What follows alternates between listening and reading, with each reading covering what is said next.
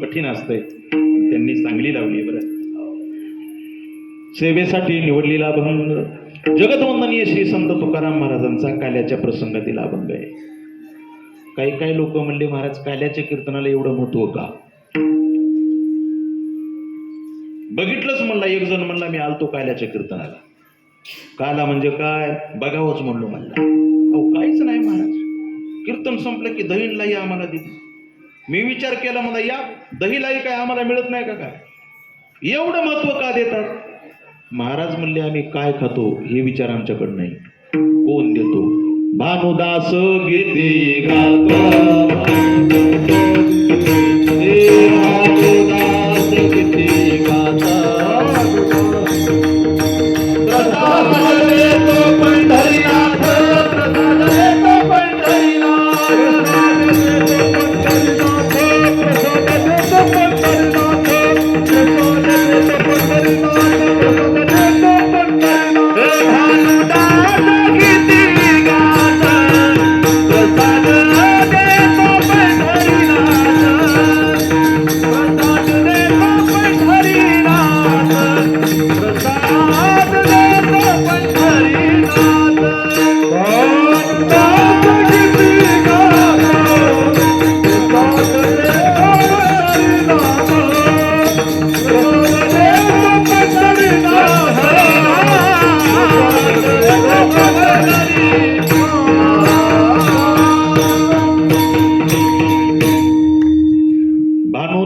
गीते गात, प्रसाद देतो पंढरीनाथ.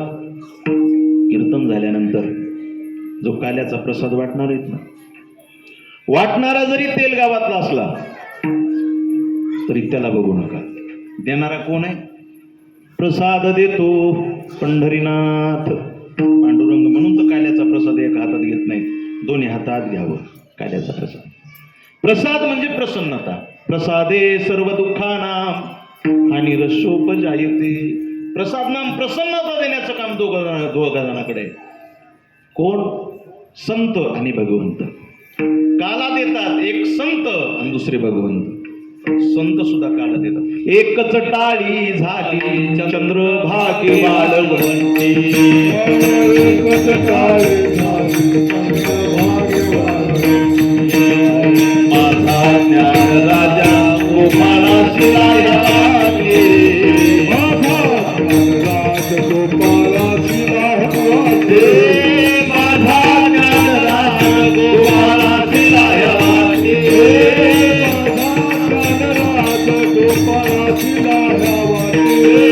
नामदेव कीर्तन करी पुढे नवनाथ पांडुरंग, नामदेव कीर्तन करी पुढे नवनाथ पांडुरंग, नामदेव कीर्तन करी पुढे नवनाथ पांडुरंग, नामदेव कीर्तन करी पुढे नवनाथ पांडुरंग. एकच टाळी झाली चंद्रभागे वाळवंटी, चंद्रभागे वाळवंटी. माझा ज्ञान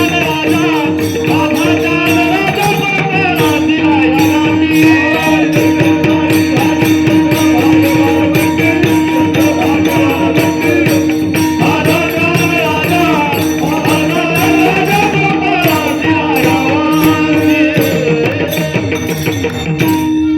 काय गोड वर्णन केले बघा. एकच टाळी झाली चंद्रभागे वाळवंटी, माझा ज्ञान राजा गोपाळासी लाह्या वाटी. माझा ज्ञान राजा. संत आणि भगवंत काला देतात दादा. आणि म्हणून आजचा काल अभंग श्री संत तुकाराम महाराजांचा आहे. अभंगात जगद्गुरु तुकाराम महाराज, गोपाल कृष्ण परमात्मा आणि गोपाळ यांच्यामध्ये जो खेळाविषयीचा संवाद आहे तो संवाद प्रतिपादित करतात. भगवान कृष्णाचा जन्म गोकुळात झाला. कृष्ण गोकुळी जन्मला, दुष्टा चळकाप सुटला, आनंद गोकुळा गोकुळीच्या सुखा, अंत पार नाही लेखा. बाळ कृष्ण नंदा घरी, आनंदल्या नरनारी. किती आनंद झाला. महाराज बोलले काय सांगावं. गोकुळच्या गवळिया, गोकुळच्या गवळिया, गोकुळच्या गवळिया, गोकुळच्या गवळिया. गोपी गोधना सकळा, गोपी गोधना सकळा, गोपी गोधना गोधनास कळा हरी सुख पावले रे पावले रे हरी सुख पावले रे पावले रे हरी सुख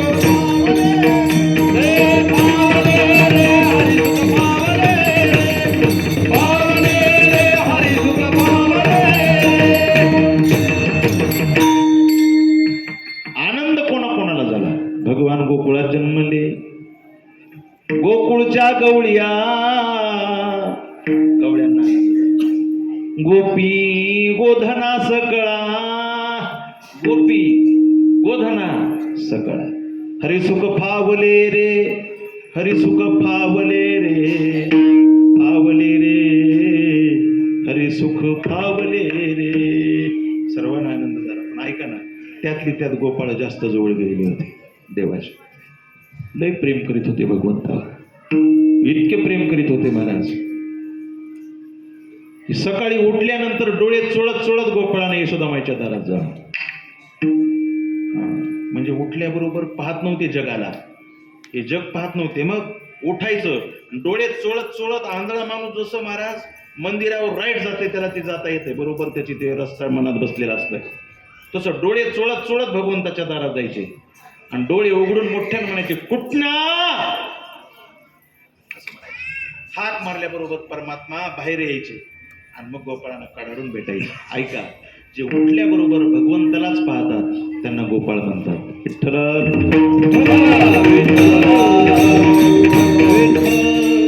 गवळी आची ताक पिले कोण कोरे चांगली, एवढा त्यांचा छंद देवा काय सेवा भक्ती ते.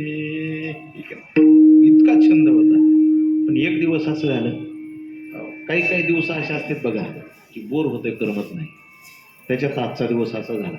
इतकं उल्हासाने निघाल तुम्ही कीर्तनाला, पण बातमी कानाला लागल्याबरोबर अस्वस्थपणा आला.